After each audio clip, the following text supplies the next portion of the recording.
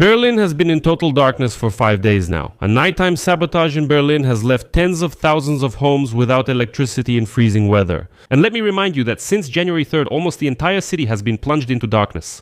The country's Ministry of Internal Affairs has already called this an act of terrorism. The group Vulkan has claimed responsibility, provoking panic and discussions about the vulnerability of German infrastructure. According to the Federal Office for the Protection of the Constitution, members of the Vulkan group have repeatedly committed arson at important infrastructure sites since 2011, mainly in Berlin and Brandenburg.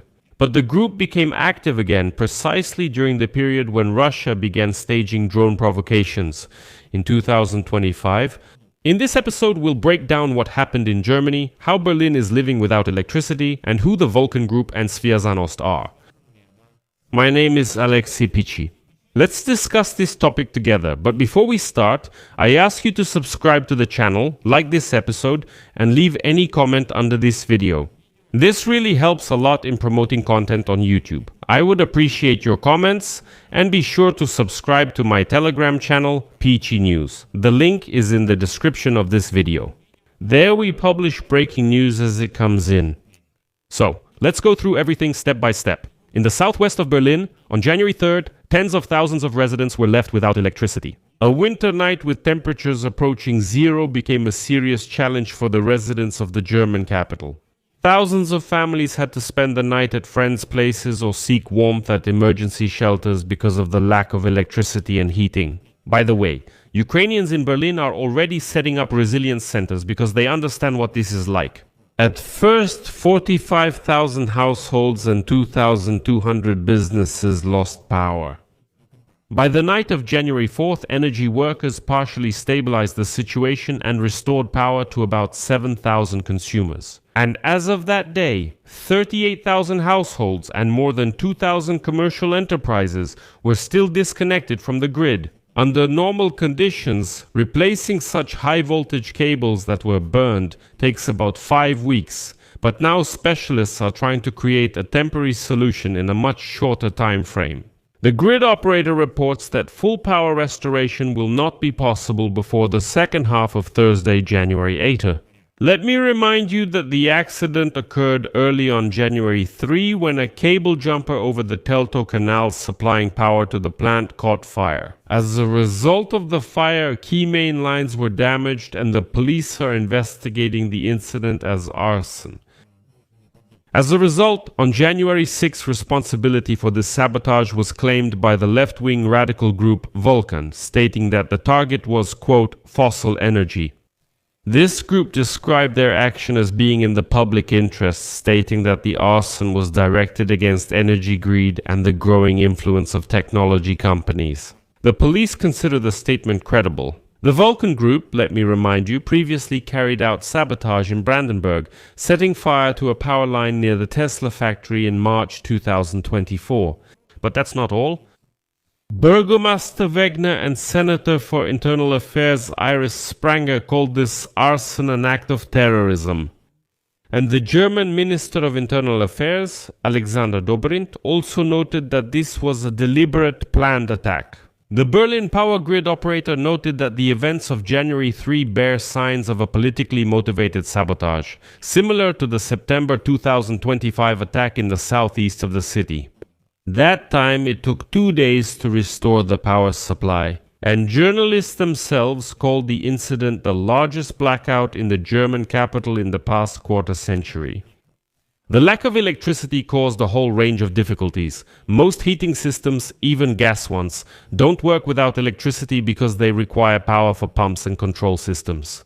Centralized heating was also affected, and many shops and supermarkets were forced to close.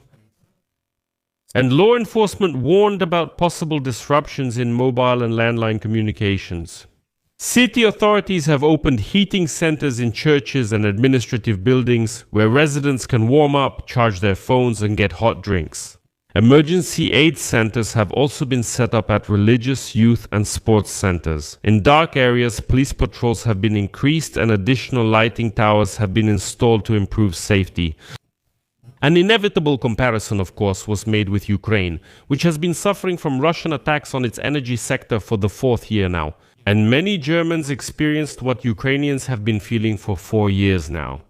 As of the morning of January 7, electricity supply in the southwest of Berlin had been almost completely restored, but not entirely, and full restoration is only promised by the evening of January 80. Well, as I said earlier, representatives of the left-wing radical extremist group Vulkan claimed responsibility for the attack on the critical infrastructure facility. So, what do we know about this group? The Federal Office for the Protection of the Constitution of Germany has monitored the Vulkan group for a long time but hasn't uncovered its structure. Apparently, its members operate in a decentralized manner. Their exact number is unknown and in the current intelligence report. They are classified as, quote, violence-oriented and belong to the anarchist spectrum of the left radical scene.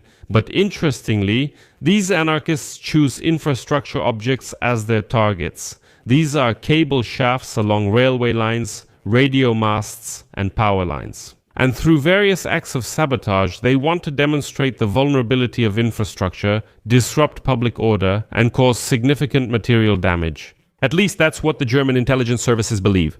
According to the Federal Office for the Protection of the Constitution, members of the Vulkan group have repeatedly committed arson at important infrastructure facilities since 2011, mainly in Berlin and Brandenburg. As a result of these attacks, there were disruptions in electricity supply and telecommunications, as well as interruptions in public transportation. And suddenly, this group became more active specifically in 2024 and 2025 when Russia began its hybrid attacks on Europe. It all began in 2011. On May 23, 2011, a cable bridge at Berlin Ostkreuz station burned down, causing serious disruptions in railway traffic. These members of the movement claimed responsibility. In March 2018, according to a letter, the Vulkan group committed arson on high-voltage lines in the Charlottenburg area. About 6,500 apartments and 400 companies were left without electricity for several hours as a result of the major incident. In 2020, Vulkan claimed responsibility for the arson at the Heinrich Hertz Institute in Berlin because it was involved in developing an app to fight the coronavirus pandemic. They were against it. In 2021, members of the same group committed arson at the Tesla electric car factory under construction in Grünheide in order to deprive the facility of electricity. On March 5, 2024, a major power line supplying electricity to the Tesla factory was set on fire. Production was halted for several days. And then after that, on May 1, 2025, the group admitted to setting fire to a transformer booth and a radio tower in the Berlin-Dahlem area. Right now, German intelligence agencies are being very careful in commenting on the origins of this Vulkan group, but they still hint that the latest sabotage might be connected to hybrid attacks from Russia. I'm not going to claim that the Vulkan group is directly connected to the Russians, but let me remind you that in October of last year, members of the Alternative for Germany party were suddenly accused of spying for Russia. At that time, let me remind you, it became known that the Alternative for Germany was abusing its right to make parliamentary inquiries in order to deliberately collect information about the country's transport and digital infrastructure, as well as its water and energy supply. Let me remind you that the head of the Ministry of Internal Affairs of Thuringia reported at the time that just in the past year, members of the state parliament from the Alternative for Germany submitted 47 such requests. Moreover, according to the minister, with increasing intensity and detail, and that's when it became known that the members of the Alternative for Germany were very interested in the issue. The infrastructure across Germany is heavily protected, and parliamentary inquiries were directly aimed at them like, is this facility protected from drones? Is this area protected from arson? And how is our protection here? They wanted information on how well Germany's infrastructure is protected.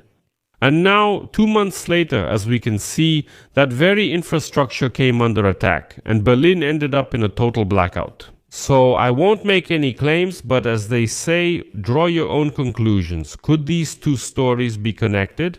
I'll leave it at that.